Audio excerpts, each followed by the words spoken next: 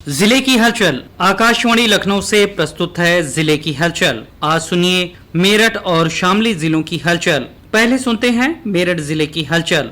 आलेख और स्वर है संगीता श्रीवास्तव का।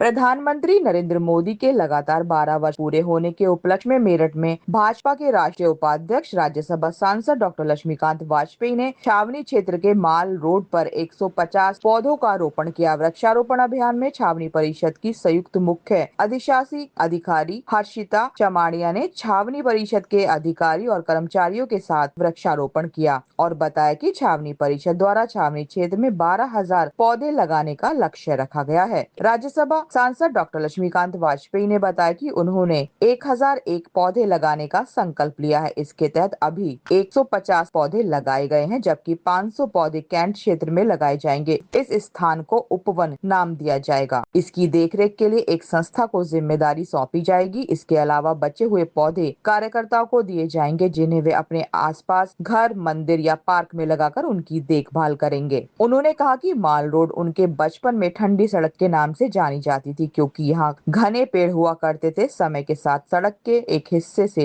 पेड़ कम हो गए, इसलिए कैंटोनमेंट बोर्ड के सहयोग से यहाँ फिर से हरियाली बढ़ाने की पहल की जा रही है। मेरठ के सरदार वल्लभ भाई पटेल कृषि विश्वविद्यालय पहुंचे प्रदेश के कृषि मंत्री सूर्य प्रताप शाही ने हॉर्टिकल्चर ब्लॉक और आर्टिफिशियल इंटेलिजेंस लैब का निरीक्षण किया। इस मौके पर कृषि मंत्री ने भाजपा सरकार की 9 वर्ष की उपलब्धियां गिनाई और कहा कि देश की जनता यह जान चुकी है कि उसका हित प्रधानमंत्री नरेंद्र मोदी और मुख्यमंत्री योगी आदित्यनाथ के नेतृत्व में ही सुरक्षित है। उन्होंने कहा कि प्रदेश में कानून व्यवस्था की स्थिति पहले की तुलना में काफी बेहतर हुई है। कृषि क्षेत्र से जुड़े सवालों पर उन्होंने कहा कि प्रदेश में यूरिया की कोई कमी नहीं है। किसानों को समय पर उर्वरक उपलब्ध कराया जा रहा है। उन्होंने यह भी स्पष्ट किया कि सरकार यूरिया के दुरुपयोग को किसी भी स्थिति में बर्दाश्त नहीं करेगी और इसकी निगरानी लगातार की जा रही है। कार्यक्रम के दौरान कृषि मंत्री ने विश्वविद्यालय और कृषि सुदृढ़ एवं आधुनिक बनाने की प्रतिबद्धता भी जताई। उन्होंने कहा कि कृषि अनुसंधान, नई तकनीक और किसानों तक वैज्ञानिक जानकारी पहुंचाने के लिए विश्वविद्यालय की भूमिका महत्वपूर्ण है तथा सरकार इसके विकास के लिए हर संभव सहयोग प्रदान करेगी।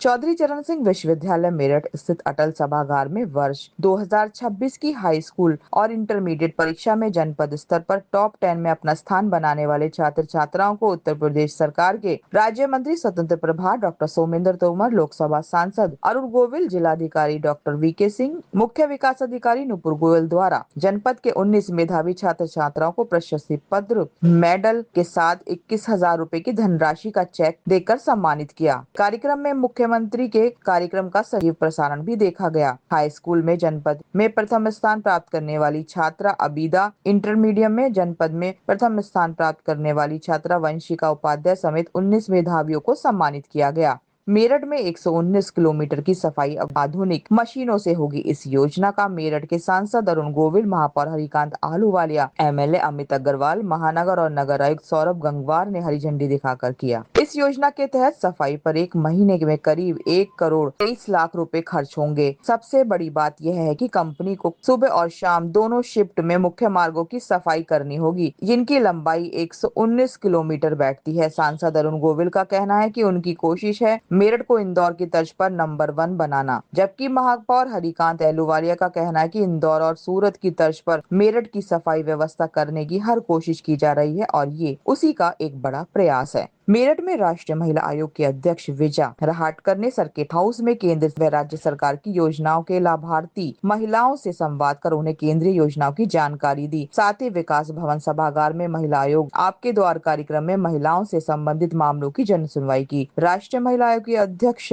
विजया रहाटकर ने लाभार्थी महिलाओं से संवाद के माध्यम से योजनाओं की सफलता की कहानी सुनी और महिलाओं को केंद्र सरकार की जन कल्याणकारी योजनाओं की जानकारी दी। राष्ट्रीय महिला आयोग की अध्यक्ष विजय रहाटकर ने बताया, एम्पावर्ड जो महिलाएं हैं जिन्होंने योजनाओं के साथ चलते हुए खुद को बहुत अच्छे तरीके से समर्थ बनाया है, काम करने के बाद के जीवन में क्या बदलाव आया है और ये बदलाव मुझे बहुत पॉजिटिव लगा है। महिलाओं का जिस तरह से कॉन्फिडेंस बढ़ा है, घर में उनकी निर्णय प्रक्रिया में उनकी सहभागिता बढ़ी है, समाज में भी अभी आज उनको सम्मान मिल रहा है, ये देखते हुए बहुत अच्छा लगता है।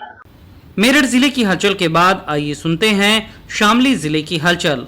आलेख और स्वर है अनुज कुमार का।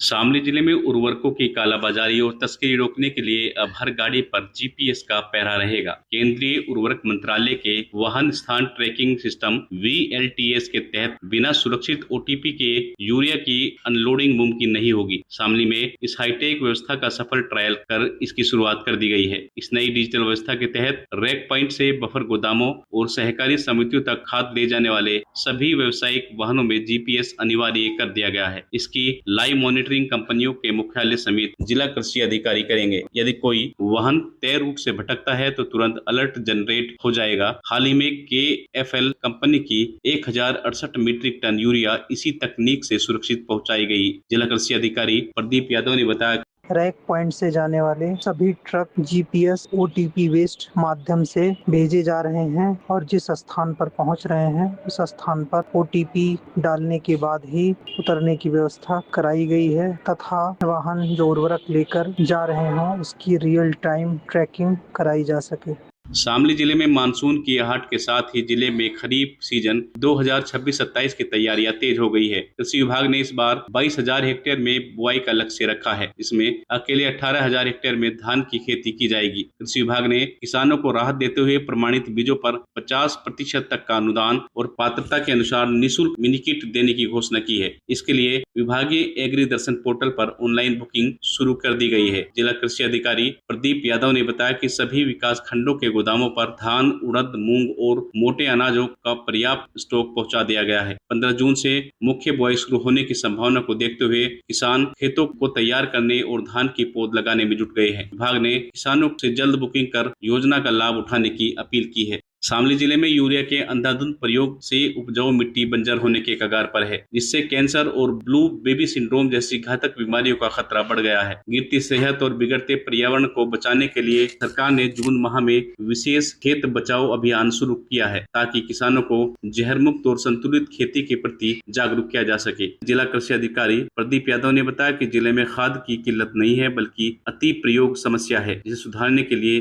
सरकार जहर मुक्त और जागरूक खेती पर जोर दे रही है। शामली में अन्य पिछड़ा वर्ग, अल्पसंख्यक वर्ग को छोड़कर के गरीब परिवारों की पुत्रियों की शादी के लिए सरकार 20,000 की आर्थिक सहायता देगी। वित्तीय वर्ष 2026-27 के लिए ऑनलाइन आवेदन प्रक्रिया शुरू हो गई है। योजना का लाभ लेने के लिए शहरी और ग्रामीण दोनों क्षेत्रों के आवेदकों की वार्षिक आय 1 लाख से अधिक नहीं होनी चाहिए। जिला पिछड़ा वर्ग कल्याण अधिकारी सुधीर कुमार ने बताया कि इस योजना में पहले आओ पहले पाओ के सिद्धांत पर लाभ दिया जाएगा। हालांकि पति की मृत्यु के बाद निराश्रित हुई महिलाओं और दिव्यांग आवेदकों को वरीयता दी जाएगी। योजना के तहत एक परिवार की अधिकतम 2 पुत्रियों की शादी के लिए अनुदान अनुमन्य होगा। बताया कि योजना का लाभ लेने के लिए शादी की तिथि से 90 दिन पहले या 90 दिन बाद तक ऑनलाइन आवेदन करना अनिवार्य है। आवेदक विभागीय वेबसाइट पर जाकर जन सेवा केंद्र, लोकवाणी केंद्र या निजी इंटरनेट के माध्यम से फॉर्म भर सकते हैं। ऑनलाइन आवेदन के बाद उसकी हार्ड कॉपी संबंधित उप जिलाधिकारी या खंड विकास अधिकारी कार्यालय में जमा करानी होगी।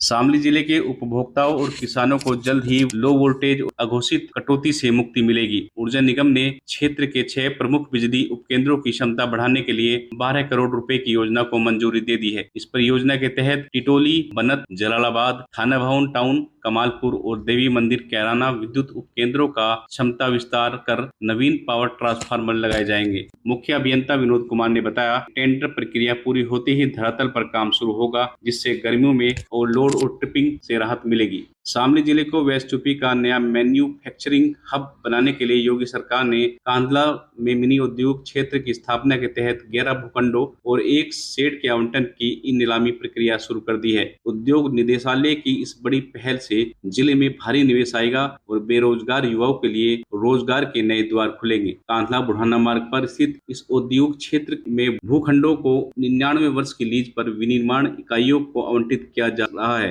कांधला और कैराना के बीच बन रहा PSC कैंप उद्यमियों को मजबूत सुरक्षा कवच देगा, जिससे निवेशकों का भरोसा बढ़ा है। पारदर्शी ई-ऑक्शन से होने वाला यह विकास जिले के राजस्व और व्यापार को नई ऊंचाइयों पर ले जाएगा।